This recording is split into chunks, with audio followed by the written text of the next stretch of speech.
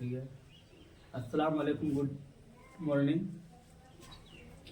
तो हम लोग आज पढ़ेंगे क्लास 10 की सोहेल आबादी का चैप्टर। ठीक है, सोहेल आबादी का इंट्रोडक्शन चैप्टर है ये। इसमें कि सिर्फ सोहेल आबादी से रिलेटेड ही क्वेश्चंस और उनके आंसर होंगे।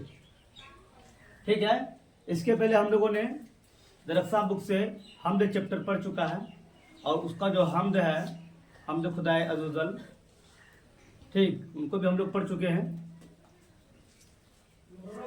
और क्या होता है कि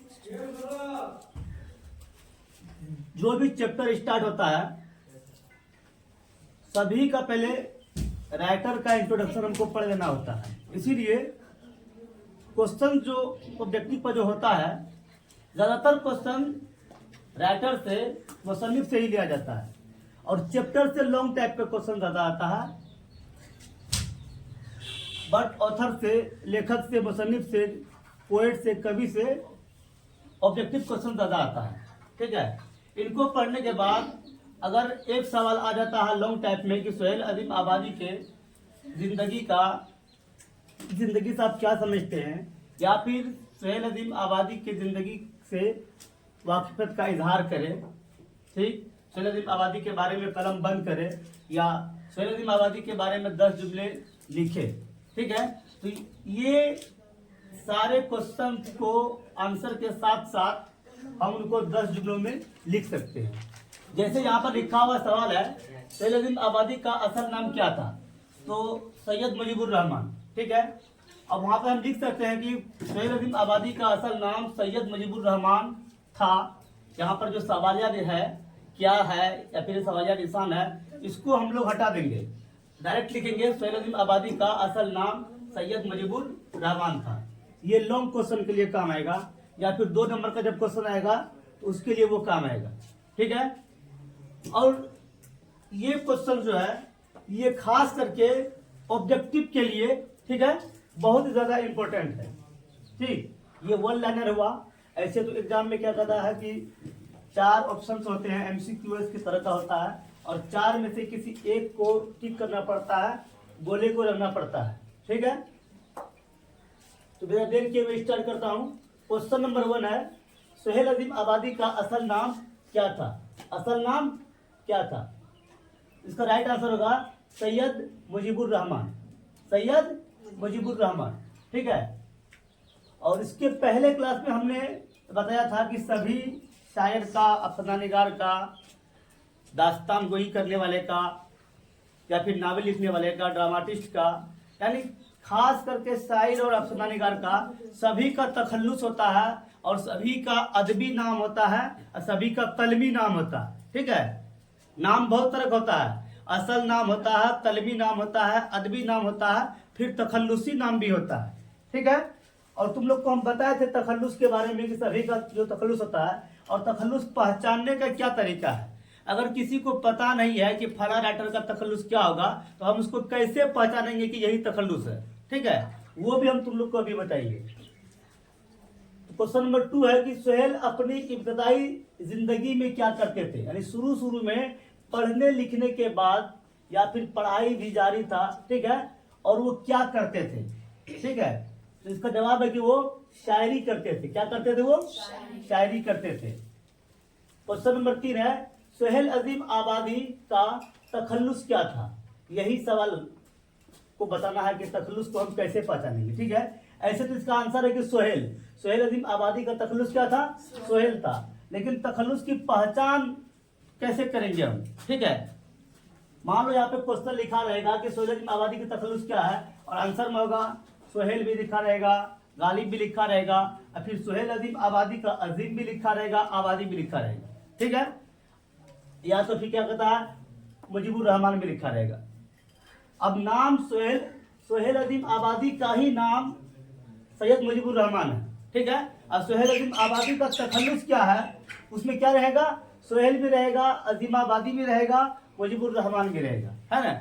अब सब बच्चा कंफ्यूजन में होता है कि आखिर ये सभी नाम उसी का है, लेकिन तखल्लुस को हम उससे कैसे निकालेंगे, है ना। तो 1 नंबर आसान सा तरीका है तखल्लुस को पहचानने का। ये क्या लिखा हुआ? सोहेल लिखा हुआ। ऑप्शन में सोहेल लिखा हुआ है, इसका मतलब ये नहीं कि यही तुम्हारा तखल्लुस हो जाएगा, है ना। इसका पहचान क्या है कि हल्का सा ऐसे करके ऐसे किया हुआ रहेगा, ये देख रहे हो, ये छोटा सा हमला दे करके और ये थोड़ा लंबा खिंचा हुआ रहेगा। जिस वर्ड जिस लफ्ज के ऊपर में वो 4 ऑप्शन में, ठीक है, एक ऑप्शन में इसी टाइप का दिया रहेगा, ठीक है। तो हम समझेंगे कि यही हमारा क्या हो जाएगा, ये हमारा तखल्लुस हो जाएगा, ठीक है। तो अब किसी का भी रहे, किसी भी शायर का रहे, किसी भी अफसानानिगार का रहे, चारों ऑप्शन में एक ऑप्शन ऐसा होगा जिसमें ये वाला निशान दिया हुआ रहेगा, ठीक है। अगर ये वाला निशान अगर ऑप्शन में, चारों ऑप्शन में नहीं दिया रहे तो हम लोग को गौर फिक्र करना कहाँ पता है, क्वेश्चन पे गौर फिक्र करना हम लोगों को। जैसे इसको पढ़ रहे हैं ना, सोहेल अजीम आबादी का तखल्लुस क्या था, तो यहाँ क्वेश्चन पे ऐसे क्या हुआ रहेगा, ठीक है। और हम यहीं पे पहचान लेंगे कि इस सेंटेंस का जो तखल्लुस बताना हमको, उसका तखल्लुस यही होगा, सोहेल होगा, क्योंकि यहाँ पे तखल्लुस का जो है, ठीक, पहचान दिया हुआ। कोई दिक्कत इसमें, कोई भी तखल्लुस निकाल सकता है ना।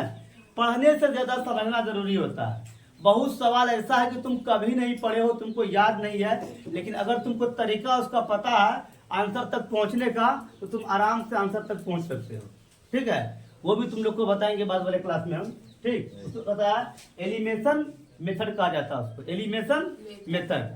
4 ऑप्शन है, 3 ऑप्शन को कट करना है, अब जो बच रहा है वो मेरा आंसर हो जाता है। तो वो कैसे हो जाएगा, किसको किसको कट करना पड़ता है, ठीक है। तो नेक्स्ट क्वेश्चन है, क्वेश्चन नंबर 4 है, सोहेल अजीम आबादी की पैदाइश कब हुई। क्या हुआ, सोहेल अजीम आबादी की पैदाइश कब हुई। इसका जवाब है 1911 ईस्वी में। कब हुई पैदाइश, 1911 ईस्वी में। नंबर 5 है, सोहेल अजीम आबादी की पैदाइश कहाँ हुई। पहले तक कब हुई, फिर क्या है, कहाँ हुई, है ना। तो पटना में हुई। पटना क्या है बताओ कोई, नहीं, पटना क्या है। जैसे मेरा अररिया क्या है, अररिया जिला है, तो पटना क्या है, पटना राजधानी भी है, और पहले जिला है फिर राजधानी है वो, है ना। पटना क्या है, जिला है, और राजधानी तो खैर है ही, है ना। चलो क्वेश्चन नंबर 6 है, सोहेल साहब, सोहेल अजीम आबादी को ही सोहेल साहब लिखा गया है ना। सोहेल साहब कैसे खानदान से ताल्लुक रखते थे, सोहेल साहब कैसे खानदान से ताल्लुक रखते थे।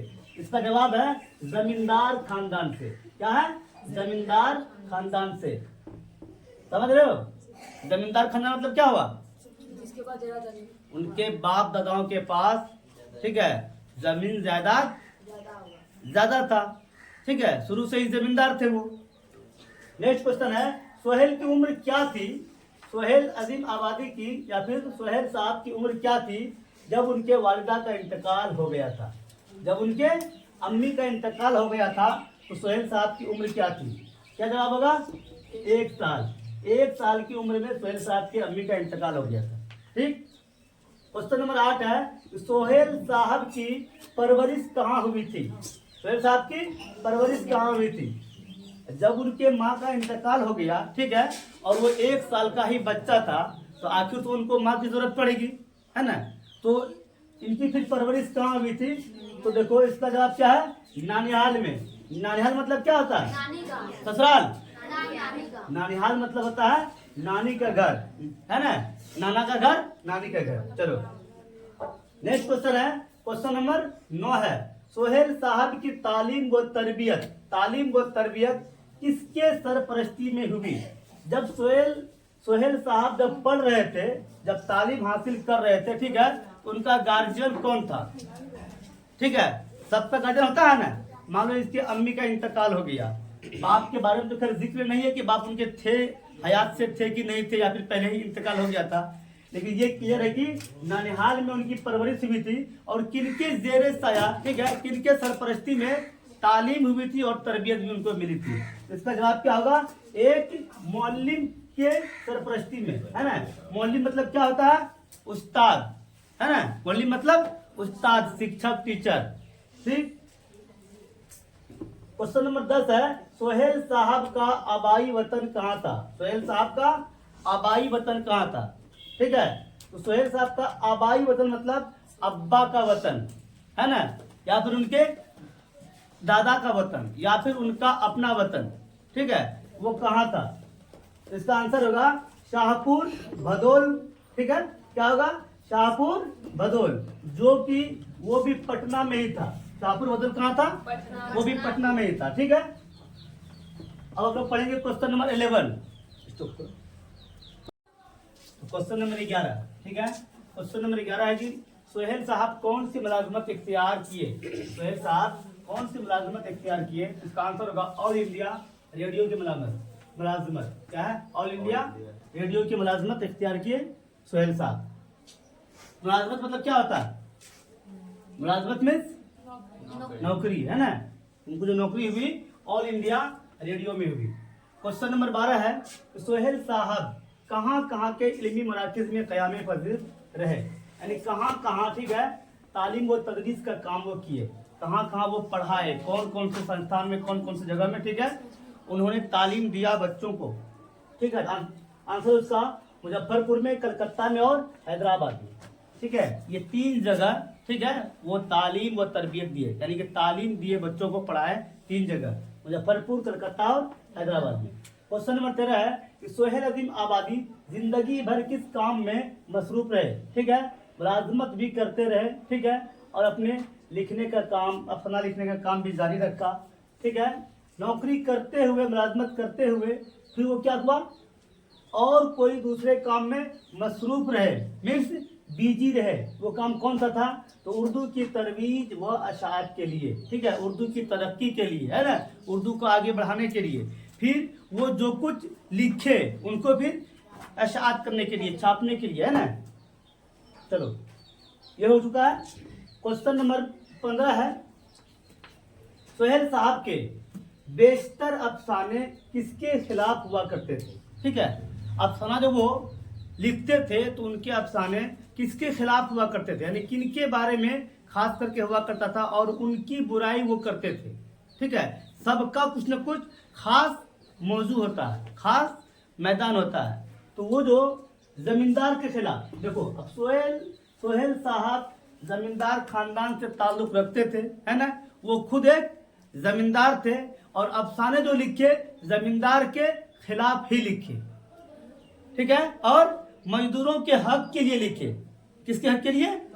मजदूरों और गरीब तबकों के हक के लिए, और जमींदार के खिलाफ में अफसाने लिखे उन्होंने। समझना बहुत जरूरी होता है, एक क्वेश्चन से बहुत सारा क्वेश्चन जो है पैदा होता है। ठीक है, चलो नेक्स्ट क्वेश्चन है 16। सोहेल साहब के तख्लीकात में कितने अफसानवी मजमुए हैं? सोहेल साहब ने कितने अफसानवी मजमुए लिखे, है ना, तो इसका क्या आंसर होगा? 3 होगा। क्या होगा? 3। ठीक है, ये 3 का नाम भी आगे लिखाएंगे, हम लोग आगे पढ़ेंगे। सोहेल साहब के नाविल का नाम क्या है? सोहेल साहब के नाविल का नाम क्या है? बेजड़ के पौधे। क्या नाम है? बेजड़ के पौधे। क्वेश्चन नंबर 18 है, सोहेल साहब के अफसानों की तादाद कितनी है? सोहेल साहब के अफसानों की तादाद कितनी है? तो तकरीबन 125, लगभग 125 उनके अफसानों की तादाद है। ठीक है, क्वेश्चन नंबर 19 है, सोहेल साहब के रोजनामा अखबार का नाम क्या था? सोहेल साहब के रोजनामा अखबार का नाम क्या था? तो अखबार का नाम था साथी। ठीक है, ये क्वेश्चन भी VVI क्वेश्चन है ये। ठीक, नेक्स्ट क्वेश्चन है 20। सोहेल साहब के अफसानवी मजमुओं के नाम बताइए। ठीक है, इसके पहले था कि सोहेल साहब के कितने अफसानवी मजमू हैं? तो 3 था, है ना। ये तीनों का नाम क्या होगा? पहला है इसका 4 चेहरे। क्या है? 4 चेहरे। फिर है अलाव, ठीक, उसके बाद है और आदमी के रूप। क्या है? आदमी के रूप। क्वेश्चन नंबर 21 है, सोहेल साहब का इंतकाल कब हुआ? सोहेल साहब का इंतकाल कब हुआ? इसका आंसर क्या होगा? 1980। क्या होगा? 1980। ठीक है, 14 नंबर क्वेश्चन, ठीक है, ये छूट गया था पढ़ाने के लिए।